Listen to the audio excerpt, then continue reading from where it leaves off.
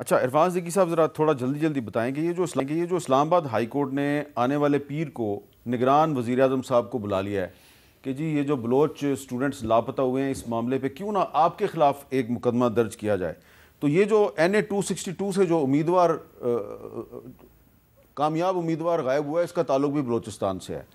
تو اگر یہ معاملہ جو ہے اس پہ عدالتیں جو ہیں وہ کوئی ایک ایسا موقف اختیار کریں، کوئی ایسا فیصلہ دے دیں کہ کسی کو آئندہ جرأت نہ ہو کسی کو لاپتہ کرنے کی، تو مسئلہ حل نہیں ہو جائے گا؟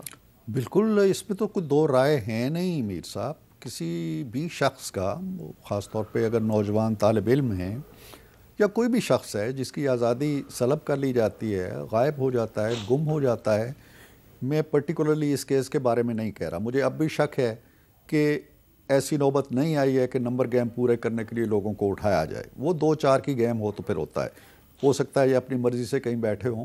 لیکن مجموعی طور پر جہاں اس سوال کا تعلق ہے لاپتہ ہو جانا یا کر دیا جانا، اس مشق کو ختم ہونا چاہیے. عدالتوں کو ضرور اس میں، اور جو بھی حکومت اب بنتی ہے اس کو اس پہ ایک اسٹرکٹ قانون سازی کرنی چاہیے. کسی شخص کے مر جانے سے بھی بڑا المیہ ہوتا ہے کہ اس کا کوئی عزیز لاپتہ ہو جائے. تو مر جانے کا تو تدفین کر کے ہم آتے ہیں، روتے ہیں، 4 دن بعد صبر تحمل آ جاتا ہے.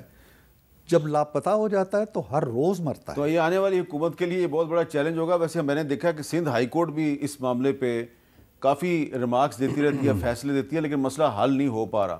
تو سندھ میں یہ کوئی مسئلہ اتنا سیریس ہے یا نہیں ہے؟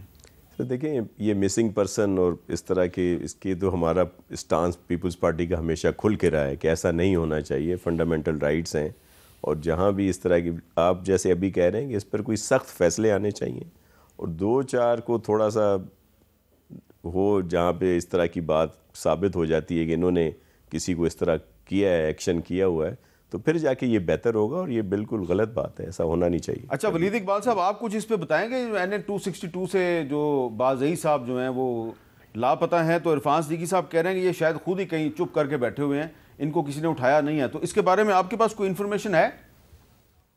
جی، میں اس موضوع پہ ضرور بات کروں گا. میرے پاس اس مخصوص کیس کی انفارمیشن نہیں ہے، بلکہ میں نے وہ اعظم سواتی صاحب والی بھی کانفرنس آج نہیں دیکھی تھی، یا جو بھی انہوں نے میسج دیا ہے یا ریکارڈ کیا ہے، میں اسے بے خبر تھا. اس لیے میں اس کیس کے بارے میں مخصوص نہیں جانتا. لیکن یہ جو موضوع ہے اس پہ میں ضرور تھوڑی سی روشنی ڈال دیتا ہوں.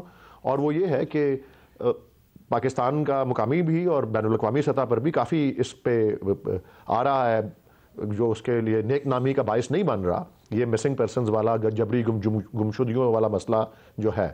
لیکن ایک پیٹرن ایسا چلا، اور یہ ہمیشہ اس کو ڈیفینڈ اس طرح سے، اگر کوئی ڈیفینڈ کرتا بھی تھا تو پاکستان کی قومی سلامتی اور پاکستان کا تحفظ کے حوالے سے کہ جی اس کے لیے ضروری ہے. یہ بلا شبہ یہ قابل مذمت فعل ہے، لیکن اس کو اس طرح ضروری گردانا جاتا تھا. لیکن جو پچھلے 1 سال میں ہوا وہ یہ تھا کہ پہلی دفعہ یہ ایک پولیٹیکل ٹول کے طور پہ استعمال ہونے لگ پڑا، جس سے لوگوں کی سیاسی وفاداریاں بدلی جانی شروع ہوئیں.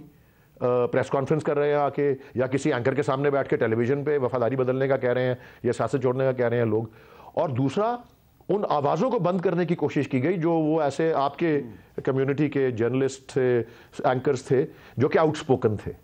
تو یہ پریکٹس ایکسپینڈ کر گئی، ہمیں تو یہ نظر آ رہا ہے. تو یہ ساری کی ساری چیز کو جو ہے اس کو ریورس کرنے کی ضرورت ہے، اور اس کے لیے جو بھی طریقہ ہے عدالتی اور قانون سازی کا، وہ سب ضروری ہے. بہت شکریہ ولید اقبال صاحب، جناب عرفان صدیقی صاحب، ناصر حسین شاہ صاحب.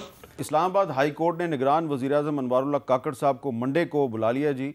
تو ظاہر ہے کہ عدالتیں جب تک اس معاملے پہ کوئی ایسا فیصلہ نہیں دیں گی کہ جس کے تحت لوگوں کو جبری طور پہ لاپتہ کرنے والوں کو سخت سزا نہ دی جائے، تو یہ سلسلہ ختم نہیں ہوگا. اور لگتا یہ ہے کہ آنے والی حکومت کے لیے بھی یہ جو لاپتہ افراد کا معاملہ ہے ایک بہت بڑا چیلنج ہوگا.